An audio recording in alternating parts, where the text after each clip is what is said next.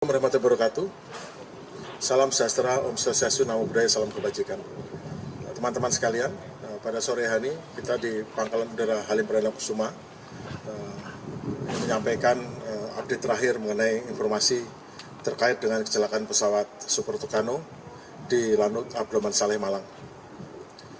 Kemarin kita tahu bahwa pada pukul 11.18 terjadi musibah, yaitu dua pesawat Super Tucano dari Skadron Udara 21 Malang mengalami kecelakaan di lereng Gunung Bromo.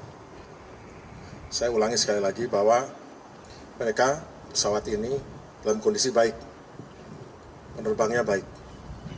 Ini open flight dari 4 pesawat dengan 8 orang kru di dalamnya. Mereka semua menjalankan semua prosedur dengan baik, pre-take off, pre-start engine baik. Kemudian take off pada pukul 10.51 waktu Indonesia Barat. Pada pukul 11.18 mereka mengalami lost contact yang terjadi, faktanya itu. Saya bisa jelaskan bahwa mereka terbang formasi. Take off satu persatu, setelah naik ke atas mereka bergabung menjadi satu kesatuan pesawat yang formasi. Formasi itu dekat sekali. Pada saat mereka climbing, mereka masuk ke awan, in out, artinya awannya itu tipis-tipis saja.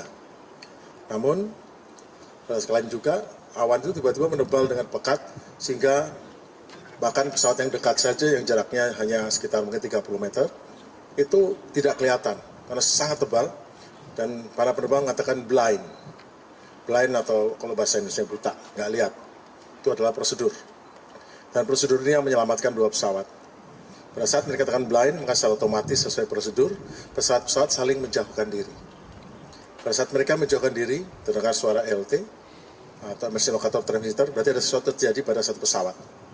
Sejurus kemudian, saya tidak tahu berapa lama, baru ada suara lagi, LT lagi yang kedua.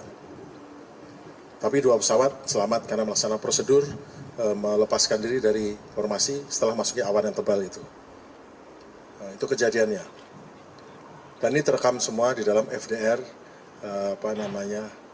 flight data recorder, yang sebetulnya namanya bukan flight data recorder karena ada istilah lain, tapi saya tidak cukup paham untuk istilahnya lebih teknis gitu.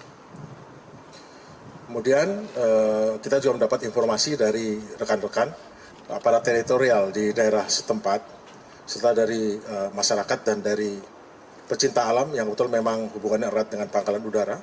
Dan ini kita gerakkan pasukan untuk bergerak ke sana dan kemudian helikopter juga. Saya helikopter tidak bisa mendarat karena cuacanya memang buruk dan tebal.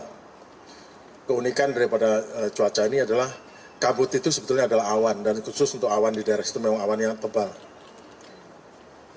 Dan akhirnya kita berhasil mengevakuasi jenazah dengan bantuan dari penduduk setempat. Dan itu berjalan dengan cepat. Kami sangat apresiasi pada aparat teritorial dan penduduk setempat yang telah membantu kami dalam evakuasi jenazah.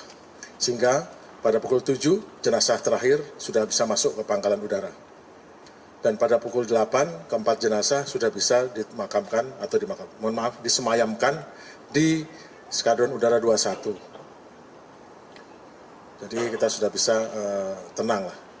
Mengenai pesawatnya sendiri, tadi pagi tim dari Puslaik Lambangja, Pusat Kelaikan dan Keselamatan Terbang Kerja TNI Angkatan Udara, bersama dengan tim dari Skatek atau Skadron Teknik di Lanut Abdurrahman Saleh telah berhasil mencapai kedua pesawat yang mengalami kecelakaan, dan mereka telah mendapatkan beberapa data serta berhasil merekam informasi dan mencatat apa-apa yang terjadi di sana dan kemudian direkam.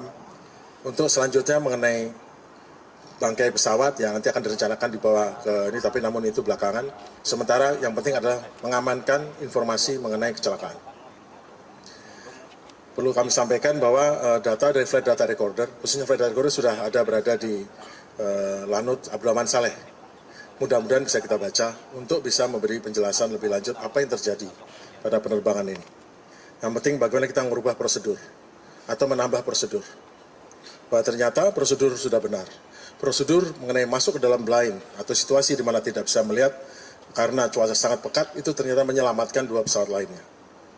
Akhirnya mungkin kita bisa menambah prosedur baru sehingga kalau ada kejadian semacam ini bisa empat-empatnya selamat. Jadi tujuan daripada investigasi adalah memperbaiki prosedur, menambah prosedur, atau mengurangi hal-hal yang tujuannya untuk keselamatan penerbangan dan keselamatan misi. Mengenai pemakaman, tadi sudah dilaksanakan pemakaman di Taman Makam Pahlawan Untung Suropati Malang untuk 3 jenazah dan di Taman Makam Pahlawan Madiun untuk 1 jenazah. 3 jenazah yang dimakamkan di Taman Makam Pahlawan Untung Suropati adalah Marskal Pertama TNI Anumerta Subhan, Marskal Pertama TNI Anumerta Widiono, dan Kolonel Penerbang Anumerta Sandra Gunawan. Semua mendapat kenaikan pangkat luar biasa dari pemerintah atas jasa-jasa yang melebihi tuntutan tugas. Kemudian di Taman Pahlawan di Madiun dimakamkan Letnan Kolonel Penerbang Anumerta Yuda Seta. Dimakamkan di Madiun karena memang keluarganya menghendaki. Pemakaman berjalan dengan aman dan lancar serta hikmat. Untuk inspektur upacara di pemakaman di Malang adalah Pangkops 2, Pangkops 2. Kemudian untuk inspektur upacara di Taman Makam Pahlawan Madiun adalah Komandan Pangkalan Udara Iswahyudi. Selanjutnya kami akan tetap melanjutkan untuk melakukan penyelidikan mengenai kapan dan bagaimana nanti selanjutnya kami akan sampaikan berikutnya. Karena ini investigasi baru hari pertama, nanti akan ada pemberitahuan selanjutnya mengenai bagaimana hasil investigasi sebagai data awal daripada kecelakaan ini.